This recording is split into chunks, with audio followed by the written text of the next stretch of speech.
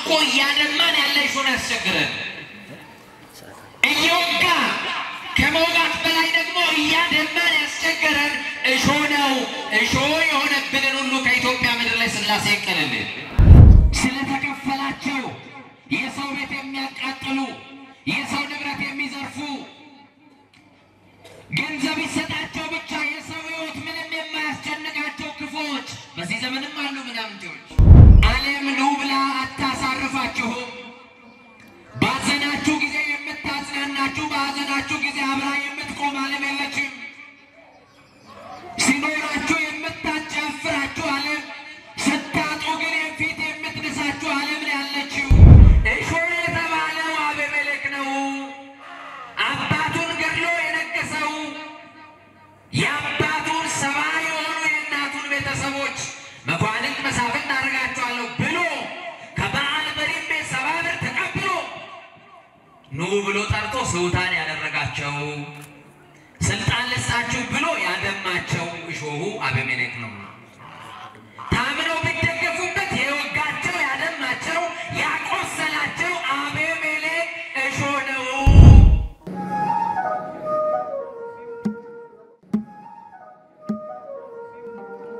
ክርስቶስ ተንሥአ እሙታን አሰሮ ለሰይጣን ሰላም ኮነ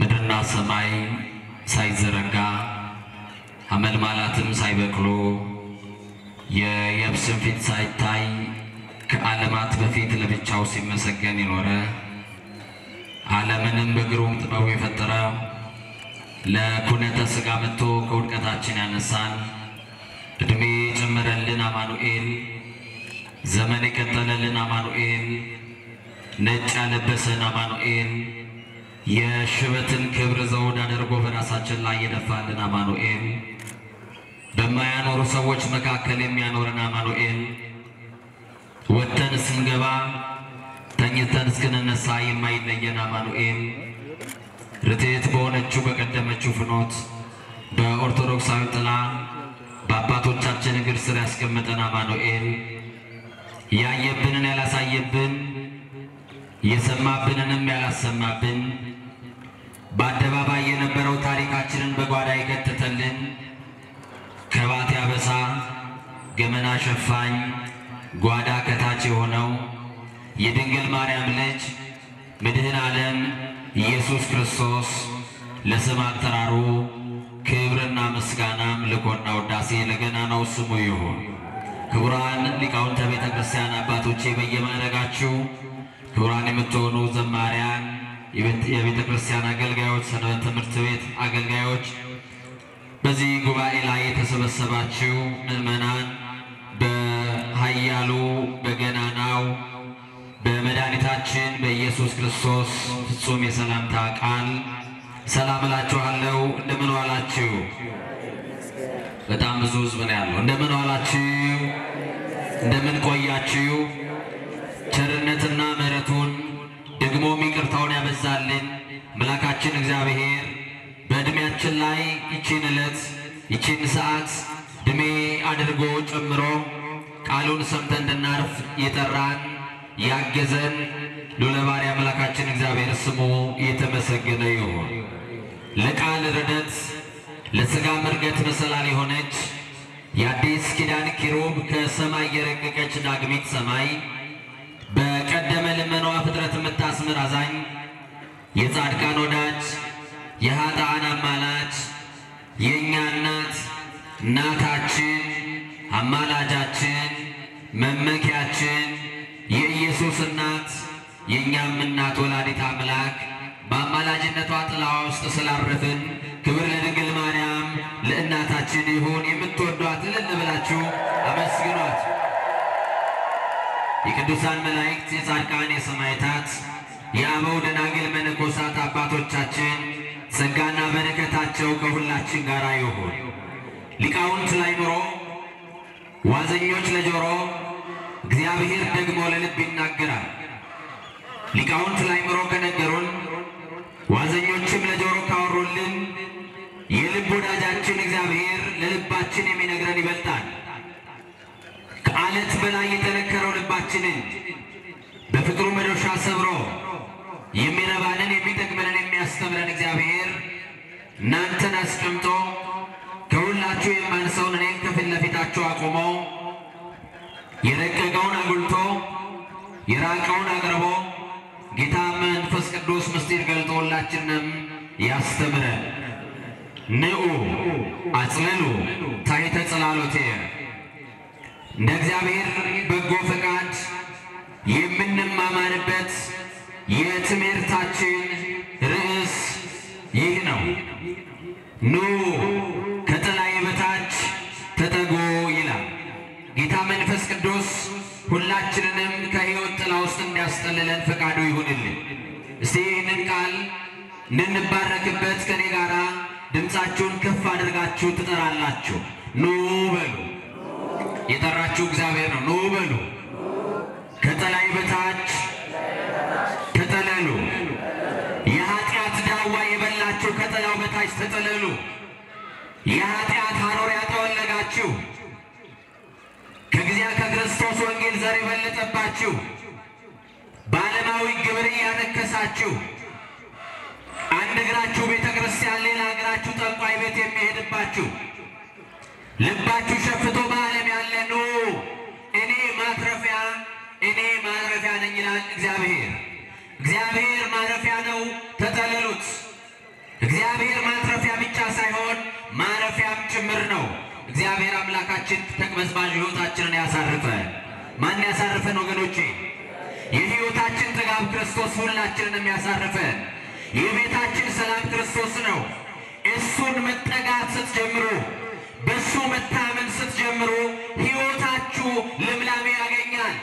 መጠውለግ የጀመረው ሕይወታችሁ፣ መሞት፣ መቀጨጭ፣ መጥፋት የጀመረው ሕይወታችሁ እንደገና እንዲያብብላችሁ በዚህ ጌታ እንድትጠጉ እንድትጠለሉ ዛሬ በዚህ ጉባኤ ውስጥ ኑ ይላል። ማን ያውቃል መድኃኔዓለም ዛሬ የማን ጥያቄ በዚህ ጉባኤ እንደሚመልስ? ማን ያውቃል መድኃኔዓለም የማንን ሕይወት እንደሚያስተካክል? የዘመናት ጥያቄን የሚመልሰው እግዚአብሔር፣ የተዘበራረቁትን የኑሯችንን ጉዳይ የሚሰበስብልን እግዚአብሔር፣ እንደ ሰው የነገርነውን የሚሰማ አይደለም፣ ዝምታን የሚያዳምጠው እግዚአብሔር፣ በዝምታችን ውስጥ ያለውን ጩኸት የሚሰማ እግዚአብሔር፣ ያልተስተካከሉትን የኑሯችሁን ታሪክ የሚሰበስብላችሁ እግዚአብሔር፣ ዙሪያው ገደል ሲሆንባችሁ፣ ሰማይ ሊደፋባችሁ ሲቀርብ፣ ቀኑ ሲጨልምባችሁ ተስፋችሁ እግዚአብሔር ነው። እሱ አልጋ አንጥፎ የሚያስታምማችሁ እግዚአብሔር ነው። የማይጥላችሁ የማይተዋችሁ እግዚአብሔር ነው። ኑ ዓለም ኑ ብላ አታሳርፋችሁም። ባዘናችሁ ጊዜ የምታጽናናችሁ፣ በሐዘናችሁ ጊዜ አብራ የምትቆም ዓለም የለችም። ሲኖራችሁ የምታጫፍራችሁ ዓለም፣ ስታጡ ግን ፊት የምትነሳችሁ ዓለም ነው ያለችው። በደስታችሁም ጊዜ በሐዘናችሁም ጊዜ እግዚአብሔር ከእናንተ ጋር ነው። ኑ ፊት የማይነሳው እግዚአብሔር፣ እንደ ሰው አይቶ የማያልፋችሁ እግዚአብሔር፣ ታምኖ የማይከዳ ወዶ የማይጠላ አፍቅሮ የማይከዳው እግዚአብሔር በዚህ ጉባኤ ውስጥ ሁላችንንም ኑ ይለናል። ምን ይለናል ወገኖቼ? ገንዘብ መኖሪያ ይሆናል። ገንዘብ መኖሪያ አይሆንም። ትዳሩም መኖሪያ አይሆንም። ለዓመት ብለን የሰበሰብነው በዕለት ሲበተንብን አይተናል። በጎተራ የሰበሰብነው ሲጎድልብን አይተናል። ለሰርግ ብለው ያስቀመጡት ለለቅሶ ሲሆንባቸው አይተናል። ወገኖቼ ይቺ ዓለም ማረፊያ አይደለችም። ይቺ ምድር መቆያ እንጂ መኖሪያ አይደለችም። መኖሪያችሁ የሆነ የዘላለም አምላክ እግዚአብሔር ኖ እረፉ፣ ኖ ተጠለሉኝ፣ ማረፊያችሁም ማትረፊያችሁም እኔ እግዚአብሔር ነኝ ይላል። አዎ እግዚአብሔር ለኑሯችን በቂ ነው። እግዚአብሔር በቂ ብቻ ሳይሆን ከበቂም በላይ ነው። ከበቂ በላይ ነው አይደለም? ነው አይደለም? ነው። ጎተራው ቢጎድል ባለጸጋው ቢደኸይ ነጋዴው ሲከስር ለሰርግ ያስቀመጡት ለለቅሶ ቢውል እንኳን እግዚአብሔርን የተጠጋ ሰው ግን ኪሳራ የለበትም። ማንን የተጠጋ ሰው? ማንን የተጠጋ ሰው? በዚህ በጣሊያን ሀገር ከኔ ጋር ናችሁ? ጣሊያን ሮም ከተማ ላይ በአንድ አውሮፕላን ውስጥ የጋብቻ ዓመታቸውን የሚያከብሩ ጥንዶች በአንድ አውሮፕላን ውስጥ ይሳፈራሉ። የጋብቻ በዓላቸውን የሚያከብሩ የሚያከብሩት ከሚኖሩባት ከሮም ከተማ ሚላን ወደምትባል ከተማ ሄደው ነው። በዛች ፕሌን ውስጥ ያሉት ባልና ሚስቶች ጥንዶች ብቻ ናቸው። ሌላ ሰው አልተሳፈረም። እና ለ40 ደቂቃ መብረር እንደጀመረ የአውሮፕላኑ አብራሪ ማይክሮፎኑን ከፈተና እንዲህ ብሎ ነገራቸው። ክቡራን ተጓዥ ተሳፋሪዎች፣ ደንበኞቻችን የአውሮፕላኑ ግማሽ የሞተር ክፍል መስራት አቁሟልና ከጥቂት ሰዓት በኋላ ልንከሰከስ እንችላለን አላቸው። ምን ልንል እንችላለን? ልንከሰከስ እንችላለን። ይሄንን ስነግራችሁ በጣም እያዘንኩ ነው፣ በጣም እየከፋኝ ነው፣ እያለቀስኩ ነው። ግን ማድረግ የምትችሏት ነገር አንዲት ነገር ናት አላችሁ። ምን ይሆን እናንተ የምታደርጉት? እንዲህ ያለ አጣብቂኝ ውስጥ ብትገኙ፣ እንዲህ ያለ ጭንቅ ቢገጥማችሁ ምንድን ነው የምታደርጉት? ያላችሁ የንስሐ ዕድሜ ነው። አጠገባችሁ ያለውን ይቅር በለኝ ብላችሁ ከልባችሁ ይቅርታ ጠይቁት። ከዛ በኋላ ብትሞቱ ይቅር ብትሉ በሰማይ ይቅር የሚላችሁ እግዚአብሔር አለ ብሎ ካፕቴኑ ነገራቸው፣ ፓይለቱ ነገራቸው። በጣም የሚገርም ነው አይደል? ባልና ሚስቶች ናቸው ብያቸዋል። ወዲያውኑ ባል ተንደረደረና የሚስቱን እጅ ጨበጠና ሚስቴ፣ የልጆቼ እናት፣ በድዬሻለሁ፣ ይቅር በይኝ። አንቺ የማታውቂውን ነገር አድርጌብሻለሁ። የአንቺ ጓደኛ ጋራ አንቺ በማታውቂው ሁኔታ አገናኝ ነበረ። ከራስሽ እህት ጋራ እንደዚህ አይነት ዝሙት ፈጽሜያለሁ። አንቺ ግን ጥሩ ሴት ነሽ፣ እኔ ግን በድዬሻለሁ። የልቤ ከምትያቸው ሰዎች ጋር ሁሉ በኃጢአት ረክሻለሁ ብሎ ተናዘዘ ለሚስቱ። ሚስቱ እያለቀሰች ቀጠለችና የባሏን እጅ ያዘችና ባሌ፣ እኔ ይቅር ብያለሁ፣ እኔም የምናገረው አለኝ አለች። በየቤቱ እኮ ብዙ ጉድ አለ አይደለ? የራስን ኑሮ መኖር ሲያቅት የሰው ትዳር ውስጥ ገብተህ የምትፈተፍት ረፍ፣ የሰው ቤት ገብታችሁ የምታንጎዳጉዱ፣ የሰው ትዳር የሰው ሚስት የምታባብሉ ነውር ነው፣ ወንጀልም ነው፣ ኃጢአትም ነው። እግዚአብሔር ያዝንባችኋል ወገኖቼ። ኃጢአትን ለመስራት ጨለማ ተገን የምታደርጉ ሰዎች እግዚአብሔር ጨለማ አይሸፍነውም። በእናንተ ተንኮል የተነሳ የሚበተኑ ልጆች እንዳሉ አስተውሉ። ሕፃናት በጎዳና እንደሚወድቁ አስተውሉ።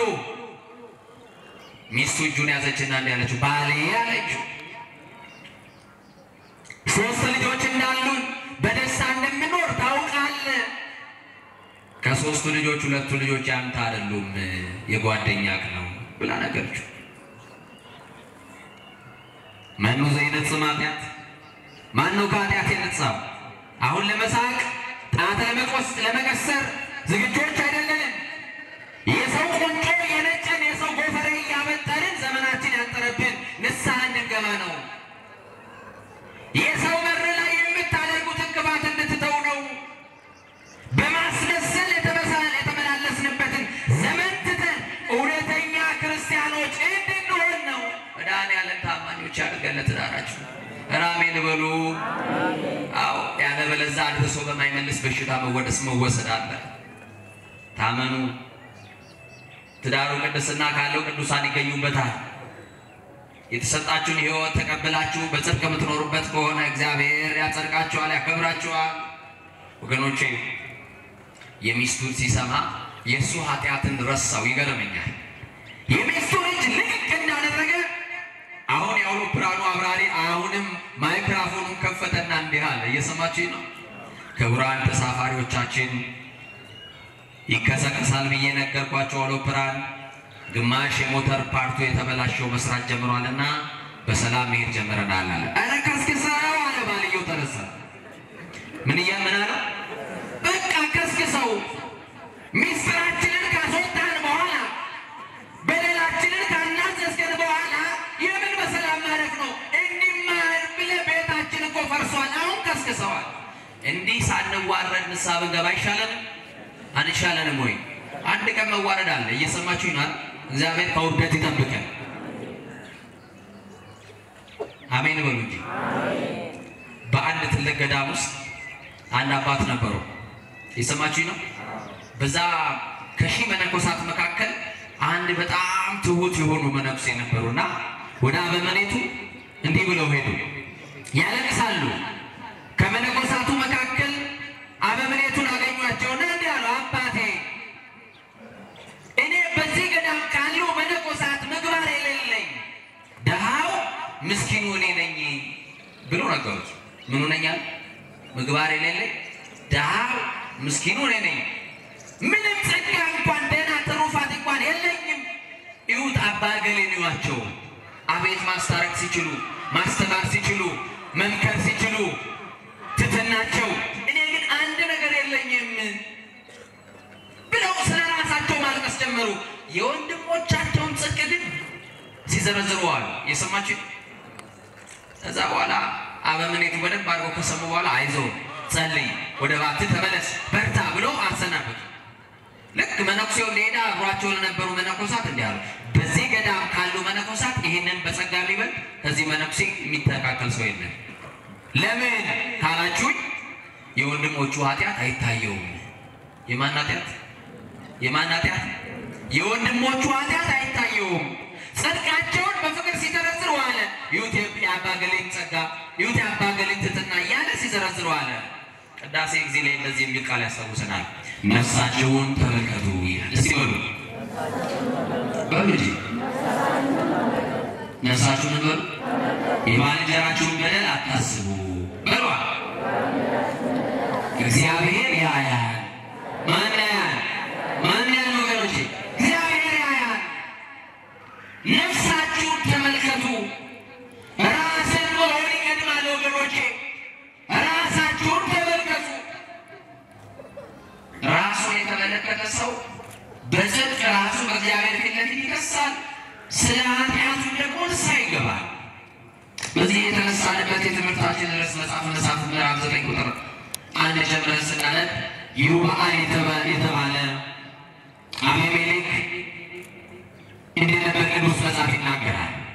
ይሩበኣል ሽማግሌ ነው። ወገቡ ገብቶ አይኑ መጥቶ ሸምግሎ የነበረ ሽማግሌ ንጉሥ ነው። ልጁ ደግሞ አቤሜሌክና ታናሽ ወንድምየው ኢዮአታም ይባላል። አሁን የንጉሥ ልጆች በቤተ መንግስት ነው የሚኖሩት። ታላቁ ልጅ አባቱ ከሞተ የአባቱን መንግስት የሚወርሰው ማን? ልጁ ማለት። በጣም የሚገርም ነው። አልታደለም። አቤሜሌክ ልክ መሽቶ ሲነጋ አባቱ መሞቱን አለመሞቱን ያረጋግጥ ነበር። ለምን? የንግስናውን ካባ ለመልበስ ንጉሥ ለመባል። አሁን ዛሬ የሰው ውድቀት አለስ እናጥራ ምናብር ካልጣልን እረፍት የሌለን፣ ካልገደልን እንቅልፍ የማይወስደን፣ ገለንን ካልቀበልን ሰላም የማይሰማን ቅርቦቹ እግረ እግዚአብሔር ማለት አባት ሽማግሌ ነው። እግዚአብሔር ቤት ሰጥቶታል። ዛሬ አባቶቻችን ማን ብለን የምንጠራቸው? አባዬ ማዬ ብለን ለመጥራት እንችላለን? ጀምረናል እንላለን። ዛሬ እኮ አባቱ ሼማው ብሎ የሚጠራ ሰው አለ። በሽበት ያለችው የሽበት የክብር ዘውድ በራሱ ላይ የተደፋለት ከአባቱ እግር ስር መመረቅ የሚገባው ልጅ እርግማን እየተቀበለ ምን አይነት እድል ይኖረዋል ታዲያ?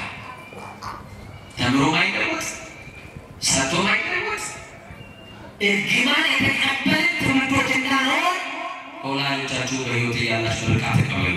ምን ተቀበሉ አልኳችሁ? የተመረቀ ልጅ እንጀራ ያወጣለታል። ምን ይወጣለታል? እንጀራ። እግዚአብሔር እንጀራ ያወጣላችሁ እና አቤሜሌክ ይህንን ነው የተተናዋሽ ያዳምጣ። ግን ያረጀው ይሞታል እንዴ? ሲመልሱልኝ ያረጀው ይሞታል? የታመመው ይሞታል? አላላለው ይሞታል ወይ? የሚጠበቀው ያለ ያልተጠበቀውን እግዚአብሔር ሊጠራ ይችላል። በእድሜ ያረጀው ያለ ወጣቱ ሊሞት ይችላል። እና አቤሜሌክ በቃ አባቱ ሊሞት ስላልቻለ የአባቱን ንግስና ስለናፈቀ ወደ እናቶቹ ወገኖች 70 ወደሚሆኑት ወደ ይሩበኣል ቤተሰቦች ወደ እናቱ ወገኖች ምርጫ ለመቀስቀስ ሄደ። የእናቱ ቤተሰቦች ቤተ መንግስት የሉ። በዘመነ መሳፍንት አንድ ሰው ንጉሥ ሲሆን ወደ ቤተ መንግስት የሚገባ የሴት ቤተሰቦች ናቸው፣ የእናቱ ቤተሰቦች ናቸው። የእናቱ ቤተሰቦች ከቤተ መንግስት ውጭ ስለሚኖሩ የቤተ መንግስቱን ያንን በጣም ለግዠሪ የሆነውን ሕይወት ይናፍቃሉ። የአበባ ምንጣፍ ላይ መተኛት ማን ይጠላል? በቤተ መንግስት ተቀምጦ ጮማ እየቆረጡ ወይም መጨለጥ ማን ይጠላል? ያንን የተስተካከለ ሕይወት ማን ይፈልጉታል? ወደ እናቶቹ ወገኖች ሄደና እንዲህ አለ፣ እኔ አቤሜሌክ የአጥንታችሁ ፍላጭ የሥጋችሁ ቁራጭ የመሆን እስቲ ይህን ቃል በሉ። የአጥንታችሁ ፍላጭ የሥጋችሁ ቁራጭ። በጣም ዝምድናው እንዴት እያጠናከረ እንደነገራችሁ አያችሁ። ዛሬ በጣም የምንነካበት የቴሌ ፓርታችን ይሄ ነው አይደለ? እኔ እኮ አካባቢ ልጅ ነኝ ከተባለ ከዚህ በፊት ሞቅ ያለ ሰላምታ እንኳን ማንሰጠው ሰውዬ እንዴት እንደምናደርገው አይደል?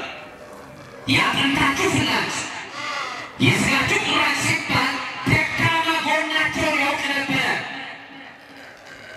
አባቴ አርጅቷል፣ ሰብአዊ የሚሆኑት የአባቴ ቤተሰቦች ከሚገዟቸውና እኔ የእናንተ ዘር ወገን የመሆን አቤሜሌክ ከምገዛችሁ የቱ ይሻላችኋል ብሎ ምርጫ ሰጣቸው። ሀሳብ ይሸጣል፣ ሀሳብ ነበረው፣ ሀሳቡ ይሸጣል። ከዛ ሰሙ፣ አወጡ፣ አወረዱ። ምን ሊያደርገን ይችላል ብለው ሲያስቡ በቤተ መንግስቱ እኔ ንጉሥ ከሆንኩኝ እናንተ ታነሱኝ ከሆነ መኳንንት መሳፍንት እያደረጉኝ ወደ ቤተ መንግስት አስገባችኋለሁ አላቸው። ይህን ቃል ገባላቸው። እንግዲያውስ መሳፍንት መኳንንት እያደረግ ምትሾመን ከሆነ አዎ አንተ የአጥንታችን ፍላጭ የሥጋችን ቁራጭ ወገናችን ነህ፣ ስለዚህ አንተ ብትገዛን ይሻላል ከአባትህ 70 ቤተሰቦች ብሎ ምርጫ ቀሰቀሰ። ቅድም ምርጫ ሲቀሰቅስ ገንዘብ አልነበረው። አሁን ምርጫ ቀስቅሶ ሲነሳ ብር ይዞ መጣ። ከበዓል ቤት ለጣዖት ከተቀመጠ የጣዖት ገንዘብ 70 ብር አመጣ። ስንት ብር? የጣዖት ብር የሚያባላ ብር ነው። ዛሬ ኢስተርኖች ዌስተርኖች የሚልኩልን የጣዖት ብር ነው። ሀገር የሚያባላው ጦር የሚያማዘዘው ያ የጣዖት ብር 70 ብር ሀሳብን ፈጸመበት ብለው ምርጫውን ቀስቅሶ ሲሄድ በጀት ሰጡት። ነው አሁን በጀት አገኘ። የሰማችሁ መጽሐፍ ነው። መጽሐፍን ምዕራፍ 9 ነው። ከዛ በኋላ በሰማው ብር 70 ወሮበሎችን ቀጠረበት። መጽሐፍ ነው ይለው ምኖችን ይላል ወሮበሎች ወርስ ቀጥሎ ደግሞ እንዲህ ይላቸዋል ምናምንቴዎችን ምኖችን ምናምንቴዎችን ስለተከፈላቸው የሰው ቤት የሚያቃጥሉ የሰው ንብረት የሚዘርፉ ገንዘብ ይሰጣቸው ብቻ የሰው ሕይወት ምንም የማያስጨንቃቸው ክፉዎች በዚህ ዘመንም አሉ ምናምንቴዎች። እግዚአብሔር በምናምንቴዎች እጅ አይጣላችሁ እና እነዚህ ምናምንቴዎች አቤሜሌክን እንዲህ አሉት፣ 70 ብር ከፍለህናል፣ እኛ ያንተ ቅጥረኞች ነን፣ የምትለንን ሁሉ እናደርጋለን አሉትና ሰይፍና ጎራዴ በእጃቸው ይዘው አቤሜሌክ ፊት አውራሪ ሆነው ወደ አባቱ ቤተ መንግስት እየመራ 70 ወሮበሎችን ይዞ ሄደ። በቤተ መንግስት ውስጥ ያሉትን ከጥበቃ ጀምሮ ያሉትን ሁሉንም የአባቱ ወገኖች አንገታቸውን አሳረዳቸው። በቤተ መንግስት ውስጠኛው ክፍል ያሉት ኢዮአታምና አባቱ ኢዮርብዓም ናቸው። ኢዮርብዓም በቤተ መንግስቱ ልዩ ያመፀበት እንደሆነ አያውቅም። አይኑ ከማየት ፈዘዋል፣ ጆሮቹም ደክመዋል፣ ወገቡ ጎብጧል፣ በዙፋን ላይ ተቀምጧል። አባቱ ባናረቀረበት የአባቱን አንገት ቀንጥሶ ገደለው። በደም የተጨማለቀውን ካባ ነሳና አደረገ። ኢዮአታም ግን የገዛ ወንድሙ በአባቱ ላይ እንደጨከነ ሲያይ ወደ ገሪዛን ተራራ ሸሸ ይላል። ጭካኔ ከበዛባት፣ መገዳደል ከበዛባት፣ ሞት ከሰለጠነባት መንደር ወጣችሁ ወደ ተራራዋ ቤተክርስቲያን ኑ። እዚህ ስትመጡ ሰላም ለእናንተ ይሁን የሚል አማናዊ የክርስቶስ ሰላም የሚታደልባት ቤት ናት። ሰላማችሁ ደፍርሶባችሁ ከቤት ውስጥ ነገር ተለብሶባችሁ ተጨቃጭቃችሁ ስትመጡ ልክ እዚህ ቤት ላይ ስትደርሱ ቤተክርስቲያን ጋር ኑ። ሰላም ለእናንተ ይሁን። ለሁሉ የሚበቃው አማናዊ የክርስቶስ ሰላም፣ ለልባችሁ የሚሆን ሰላም የሚያሳርፍ ሰላም የሚያረጋጋው ሰላም ይታደላችኋል። ቤታችሁ የተነሳው የነገር እሳት ረሱትና ያ ነገር በክርስቶስ ሰላም በርዶላችሁ መጽናናት ተጀምራላችሁ። መድኃኒዓለም ያጽናናል ወገኖች። አሁን በጣም የቆሰለ ሕዝብ ነው። በጣም ያዘነ አጽናኝ ያጣ እንባ አባሽ ያጣ ሕዝብ ነው። ዛሬ የኢትዮጵያውያን እናቶች የሚያለቅሱት ወደ ውስጥ ነው፣ ወደ ውጭ አይደለም። ወደ ውስጥ ወደ ውስጥ የሚሉት እግዚአብሔር በጎውን ያምጣልን፣ በጎውን ያምጣልን። እና አባቶች ሲያርድ ኢዮአታም ግን ሸሸ። አባቴን የገደለ እኔን አይለቀኝም ብሎ ወደ ገሪዛን ተራራ ሸሸ ይላል። ከዝሙት መንደር ሽሹ፣ ከአስማተኞች መንደር ሽሹ፣ እግዚአብሔር ከማይከብርበት መንደር ሽሹ። አድመኝነት፣ መለያየት፣ ዘረኝነት፣ ቁጣ፣ ክርክር፣ ጸብ ካለበት ስፍራ ተለዩ። አንተ የሥላሴ ልጅ አይደለህ? አንቺ የመብርሃን ልጅ አይደለሽ? እግዚአብሔር ማይከብርበት ስፍራ ምን ታደርጊያለሽ? እግዚአብሔር ማይከብርበት ስፍራ ምን ታደርጋለህ? ኢዮአታም ወደ ገሪዛን ተራራ ሸሸ። በተራራው ላይ ቆመና ድምፁን አንስቶ አለቀሰ፣ እንዲህ አለ። እናንተ የሴኬም ሰዎች ስሙኝ፣ እግዚአብሔር እንዲሰማችሁ አለ። እናንተ የኢትዮጵያ ሰዎች ስሙኝ፣ እግዚአብሔር እንዲሰማችሁ። እናንተ የሰሜን ሸዋ ሰዎች፣ እናንተ የደብረ ብርሃን ሰዎች፣ እናንተ የሥላሴ ልጆች ስሙኝ፣ እግዚአብሔር እንዲሰማችሁ ስሙኝ። አለቀሰና በለቅሶ ለሴኬም ሕዝቦች እንዲህ አላቸው። በአንድ ወቅት ዛፎች ተሰበሰቡና ንጉሥና ንግሥት አሉ። ዛፎች ፓርላሜንታዊ ስርዓት አላቸው እንዴ? አላቸው። ጀምረዋል። ይመርጣሉ። ንገሩኝ እንጂ ምን ጀምረው ከሆነ ንገሩ። ዛፎች ንጉሥና ንግሥት አሉ ተሰበሰቡና እጽዋት ሁሉ በምድር ላይ የከበሩ እጽዋት፣ መድኃኒት የሚሆኑ እጽዋት፣ የከበሩ ለሰው ልጆች የሚያስፈልጉ ለምግብነት የሚሆኑ ጥላ የሚሆኑ የተለያየ ጸጋ ያላቸው እጽዋቶች ተሰበሰቡ። እንዲህ አለ። አባቱን ገሎ ንጉሥ ከሆነው አይ እሱ ከሚገዛን ዛፍ አልግሰን እኛ ዛፎች የራሳችን ዛፍ ቢገዛን ይሻለናል። ከዛ በኋላ በስብሰባው ላይ የተገኘው ዛፍ ወይራ ይባላል። ማን ይባላል? እስቲ ወይራ ማያውቅ ሰው አለ? በዚህ ግቢ ውስጥ ወይራ አለ፣ እርግጠኛ ነኝ። አለ ወይራ አለ። ወይራ ንገስብን አሉት።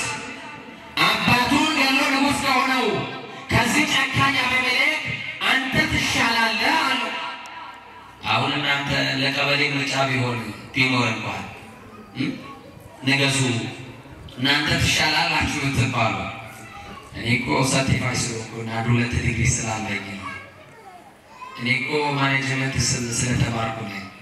እኔ እኮ ከቀበሌው የተሻለ እንደው ተናግሮ የማሳመን የመደመጥ ጸጋ ስላለኝ ልንል እንችላለን። ወይራ ደነገጠ። ከወይራ ደግሞ የከበሩ ሌሎች እጽዋቶች አሉ። እንዴት አደርገው ነው ንጉሥ ይሁን ብለው ቢሆን ራሱን መመልከት ጀመረ። ማንን መመልከት አልኳቸው? ራሱን። ወይራ ምንድን ነኝ ያለ ቅባት ነው። ወይራ ቢደገፉት ያስደግፋል። ወይራ ቢጠለሉት ያስጠልላል። ወይራ የዛሬ ወዳጅ ያስጠልላል፣ ቢደገፉት ያስደግፋል። የዛሬ ጓደኛ ራሱ ጉደኛ አለ። ጓደኛ አለ፣ ጎረቤት አለ፣ ሰው እኮ ከማን ጋር ይኖራል ብሎ እኮ በሩ ከዘጋ ሰነባብቷል። የለማ ሰው ለናስ እና ወይራ እንዲህ ብሎ መለሰ። ለቤተ እግዚአብሔር መስዋዕትነቴን በሉሲና ዝማላችሁ ፈራችሁ። ለቤተ እግዚአብሔር መስዋዕትነቴ፣ ለቤተ መንግሥት ቅባትነቴ። ይህ ትቼ ጸጋዬን ትቼ ንጉሥ አልሆንም። እስቲ በአንድ ቃል ጸጋዬን ትቼ አልሄድም። ምን ትቼ በጸጋ ግምጃ ቤት ሥላሴ ያቆየ። እዚህ ከጸጋ ግምጃ ከተዋህዶ ወጥቶ የሌለው ሰው ንገሩኝ ያለ ወይ? የተመቸው አለ ወይ? የለም። ጸጋ ይሻለኛል፣ የኔ ጸጋ ቅባት መሆን ነው፣ የኔ ጸጋ ዘይት መሆን ነው። ለቤተ እግዚአብሔር እኮ መስዋዕት ነኝ። ይሰማችሁ? መስዋዕት ነኝ። ለቤተ መንግስት ቅባት ነኝ። ነገስታቱ የከበረ ቅባቴን ነገስታትን ያከብሩበታል። ካህናቱም ሲሾሙ በካህናት አናት ላይ የሚያፈሱት ቅባት ነኝ። ደግሞ የደከሙ ሰው መጥቶ ያርፍብኛል። ቢደገፉኝ ያስደግፋለሁ፣ ቢጠለሉኝ አስጠልላለሁ። ጸጋዬን ትቼ ንጉሥ ሆን ዘንድ አልፈልግም አለ። ታዲያ ማን ንጉሥ ይሁን? ወይራም ጊዜም ወይን የተባለውን ዛፍ ጠሩት። ወይን አባቱን ገሎ ንጉሥ ከሆነው አንተ ትሻላለና አንተ ግዛ አሉት። ወይን እንዲህ አለ፣ እኔስ ማን ነኝ? ወይራ ራሱን እንደተመለከተ እኔም እግዚአብሔር የሰጠኝን ጸጋ መመልከት አለብኝ ብሎ ራሱን አየ። አዎ ዓለም ከምትመዝንልን ወቄት ወርቅ ይልቅ በመንግስተ ሰማያት የሚጠብቀን የድል አክሊል ካስበለጥን ስልጣኑን ለጊዜው ዓለም የምትሰጠንን ገንዘብ ዝናውን ይህን ሁሉ ስለ ክርስቶስ ብለን ልንተው እንችላለን። እና ወይ ምንድነው ጸጋዬ ብሎ ሲያስብ እንዲህ ብሎ መለሰላቸው በጉባኤ ውስጥ ላሉ ለቤተ እግዚአብሔር መስዋዕትነቴ አለ። እስቲ በሉ ለቤተ እግዚአብሔር ምን? ለቤተ እግዚአብሔር መስዋዕት ለሰው አለ ትፍሴት መሆኔ የሰው ልብ ማስደሰቴ። ወይም የሚጠጡት የሰው ልብ ደስ የሚያሰኝ መጠጥ ነው አይደል? እቺ ባለ አምሳሌ ነው ወይ ደህና ነው ወይ አልተጠጣ? እሺ ወንዶቹ ብቻ ነው የሰሩት የጠጣ ሰው ያውቃል። እና ወይ ጣፋጭ መጠጥ ነው፣ ጣፋጭ ምግብ ነው። በነገስታት ፊት ለፊት በኩራት የሚቀርብ ምግብ እያችሁ ወይ እና ወይ ለቤተ እግዚአብሔር መስዋዕት ነኝ። ለመስዋዕት ለማለት ወደ ቤተ መቅደስ ወደ ቤተ እግዚአብሔር ደግሞ ለሰው ደግሞ ትሴት የሰው ልብ ደስ ማሰኘት ይህንን ትቼ ጸጋዬን ትቼ ንጉሥ ሆን ዘንድ አልፈልግም፣ ይቅርብኝ፣ ንግሥና ጸጋ ይሻለኛል። እንግዲያውስ ማን ይገስ ሲባል በለስ የተባለው ዛፍ ጠሩት። በለስ አባቱን ገሎ ንጉሥ ሆኖ ትሻላለህና አንተ ንገስ አሉት። በለስ እንዲህ አለ፣ እኔም እንደ ወንድሞቼ ብሎ ሲመለከት የተሰጠው ጸጋ አንድ ነው። እሱም ምግብነት ነው።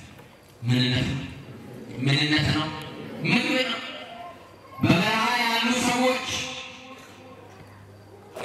የሚመገቡኝ ጣፋጭ ምግብ ነኝ።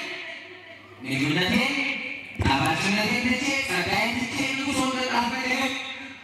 የሚቀርብ ንግሥና እያሉ ሁሉ ንግሥና ጠሉ፣ ሁሉ ሹመትን ጠሉ። አዎ በዚህ ዓለም ቢሾሙ ይሻላሉ። የትናንት ጌቶች የዛሬ ከብታቶች ናቸው። የትናንት አሰሪዎች የዛሬ ታሳሪዎች ናቸው። ዓለም አጨብጭባ የሾመቻቸውን አጨብጭባ አውርዳቸዋለች። ተሾመን ልንሰናት ሲሉ የነበሩ ሰዎች ተቀበሮ እንኳን ሲቆጠሩ አይተናል። እዚያ ለሚሾሙ ምን ይረራል ወገኖች? የትላንት ነገሥታት ይላሉ፣ የትላንት ዝነኞች የደረሱ፣ የትላንት ባለጸጎች የተገቡ፣ የትላንት ቆንጆች የታሉ? ዙሩና ፈልጓቸው በመቃብር ክብራቸው መቃብር ከሞታል። እንግዲያውስ በለስ ያለ የመጨረሻው ንጉሥ ይሆን ዘንድ ማን ይሻላል ብለው ሲያስቡ በስብሰባው ላይ የሚመካበት የሌለው ፍሬ የሌለው ጥላ የሌለው ደረቅ የሆነ እሾህ የተባለ ዛፍ በስብሰባው ላይ ተገኝቷል። ማን የተገኘ? ማን የተባለ? በሉሲ በጣም ሰው በነገር ሲያለማቸው ይገለግ እሾህ ነው ትላላችሁ። እኔ አላሉም ትላላችሁ፣ ይሻላላችሁ። እና እሾህ አምኖ ይደገፈዋል ወይ? እሾህ አምኖ ይደገፈዋል? ትደገፉታላችሁ? እሾህ ያስጠልላል? ጥላ ያለው እሾህ የለውም። ናሾን ሙስሊም እንደስና እንደው ጠይቃቸው ራስ ምን ይሰራ ገባት ይስብሰው ራሱ አሁን እኮ ያንማ ያለሽውን አስቸገረ ኢዮባ ከሞት ላይ ደግሞ ያደማ ያስቸገረ እሾ ነው እሾ የሆነ በሩሉ ከኢትዮጵያ ምድር ስላሴ ገለ አሜን ብሎ ባንዲራችን ላይ ሀገር የሚለባበል እሾ ነው ባንዲራችን ላይ ሊገባበል የተዘጋጀ እሾ ነው ባንዲራ ቋንቋ እንዳንግባባ ቋንቋችንን ሊበላልቅ የተዘጋጀ እሾ አለ እሾ ያው ጭቃው ሲሆን ከባድ አይታይም ዞጋ እንጂ አይታይም ሰለማ እንጂ ረስላሴ የሚያደርጉን የሚወጉን ሁሉ ከድራችን ላይ ተርባን ሳንቴ እና እሾ ንገስብኝ አሉት ምን በል አቤት ንገስብኝ አሉት እንዲህ አለ ኤክስፔክት ራሱ ያስዋ ያስዋ ንጉሱን ብተውዬ እኔ ነው ማን ይጠራኛል የከበሩ ሰዓት ናቸው የተጠራሉት ራሱ አይጠበቅ ንጉሱ አሉት እሾ ያለ የሚመካበት ነገር የለውም ፍሬ ያለው ዛፍ ዘመን ይላል እሾ ግን ፍሬ ስለሌለው ትዕቢተኛ ነው ይስማችሁ እሾ ቃል ነው ፍሬ ያለ እና ያ ንገስብኝ ሲሉት በእውነት እኔ ታነሱ ከሆነ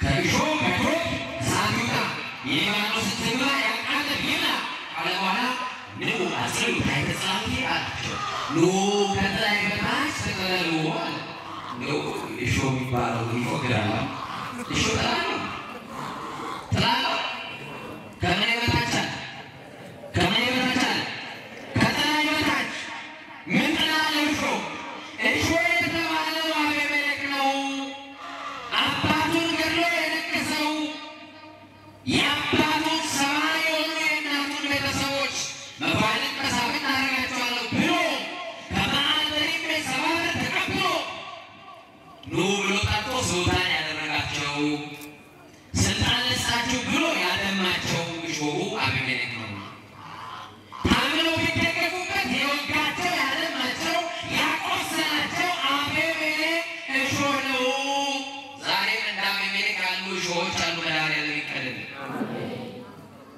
በቃ እሾ ነው እና እሾ ደግሞ ካልተነቀለ ከባድ ነው እንደው እንጨት እንኳን ጥፍራችሁ ውስጥ ቢገባ ካልተነቀለ ቤት እንደሚያደርግ ታውቃላችሁ አይደል አቤት ጥዝጣዜው ከባድ ነው ህመሙ ከባድ ነው በጣም ስላለው እና እሾ በትዕቢት የተናገረው አንግሱኝ ደግሞ ከላይ በታች ብሎ በትዕቢት የተናገረው ምንም ጸጋ የሌለው ያ ደረቅ የተባለው አቤሜሌክ ነው ያ ደረቅ እሾ የተባለው አቤሜሌክ በሴኬም 3 ዓመት ነገሰ የአባቱ የእናቱ ቤተሰቦች እያስጨነቃቸው ለዛውም ስልጣን ሳይሰጣቸው ሲያስጨንቃቸው ኖረ አቤሜሌክም ለ3 ዓመት በተራራው ላይ ያለቀሰ እግዚአብሔር በአቤሜሌክ መንግስት ላይ ክፉ መንግስት መንፈስን ሰደደ ምን ሰደደ ክፉ መንፈስ መንግስቱ እንዳይጸና ቋንቋቸውን ሊደበላልቅ እንዳይስማሙ ክፉ መንፈስ ሰደደባቸው ከዛ በኋላ የገዛ አንግሰናል ብለው ከበዓል በሪም ቤት ሰባ ብር የሰጡ የእናቱ ወገኖች አቤሜሌክን ሊገለብጡ ጦርነት አወጁበት አቤሜሌክም ድል አደርጋቸዋለሁ ብሎ በፈረስ ተቀምጦ ወደ ውጊያው ገባ ውጊያው ከባድ ነበረ እነሱ ደግሞ ተራራ ላይ መሽገው ተቀምጠው ስለነበረ እንዲህ ሆነ ወገቡን ለመፈተሽ ከፈረሱ ወርዶ ሲቀመጥ እግዚአብሔር በሴት እጅ ላይ አሳልፎ ሰጠዋል ንጉሱ በምን ይያታል በምን እጅ በሴት እጅ ላይ ከዛ በኋላ ከምድር መቼ የተባለው ድንጋይ መቼ ታውቃላችሁ መቼ የተባለው ድንጋይ አነሳችና አቤሜሌክ ወገቡን ሊፈትሽ በተቀመጠበት በጭንቅላቱ ላይ ጣለችበት ከዛ በሞትና በሕይወት መካከል ሆኖ ሲመለከት አናቱን ለምሳ የጣለችው ሴት ናት ኃያላንን ያሉትን እግዚአብሔር በሴት እጅ ላይ ይጥላል በወንዶቹ ላይ ይስራችሁ በሴት እጅ ላይ ይጥላል በማለት የኛ ጌታ ደግሞ ሳይታገል ይጥል ሳይወረውር የሚመታ አባት ነው ደግሞ የበቀል አባት ና አቤሜሌክ እንዲህ ብሎ ጮኸ። ወታደሮቹን ጠራ፣ በዙሪያ ያሉትን ያጀቡትን የሚጠብቁትን ድረሱልኝ፣ ታሪኬ ሊበላሽ ነው። አቤሜሌክ በሴት እጅ ሞተ ተብሎ ታሪኬ ከሚበላሽ እባካችሁን በያዛችሁት ሰይፍ በልቤ ቁሙና እናንተ ግደሉኝ፣ ወንድ ገደሉ ይባል። ሕዝቡን አስጨንቆ ለ3 ዓመት የገዛው በገዛ ሰይፉ እንዲሞት እግዚአብሔር ፈረደበት። ምን አለበት? ከዛ በኋላ ለ3 ዓመት በገሪዛን ተራራ ላይ ያለቀሰው የታናሹ የኢዮአታምን እንባ እግዚአብሔር መለሰ። ከተማዋን ነፃ አወጣ። የሚያለቅሱ የገበሬዎችን ለቅሶ እግዚአብሔር ሰምቶ ሀገራችንን ሰላም ያርግልን። የሚያነቡ የኢትዮጵያውያን ምስኪን እናቶቻችን ለቅሶ ሰምቶ እግዚአብሔር ነፃ ያድርገን። መድኃኔዓለም ከምድሪቱ ላይ እንባን ያብስ፣ መከራን ያርቅ፣ መፈናቀልን ያርቅ፣ ስደትን ያርቅ፣ ጦርነትን ያርቅልን። እናንተ ግን ከመድኃኔዓለም ከጥላው በታች ተጠለሉ። በልዑል መጠጊያ የሚኖር ሁሉም በሚችል አምላክ ጥላ ውስጥ ያድራል። እግዚአብሔር አምላካችን እሱን ተጠግተን እሱን ተጠልለን የበደልን ክሰን የቀማን መልሰን የተጣላን ታርቀን እንድንኖር የጌታችን የመድኃኒታችን ኢየሱስ ክርስቶስ ቅዱስ ሥጋው ክቡር ደሙን ተቀብለን ዘላለም በቤቱ ለመኖር ሥላሴ ይርዳን።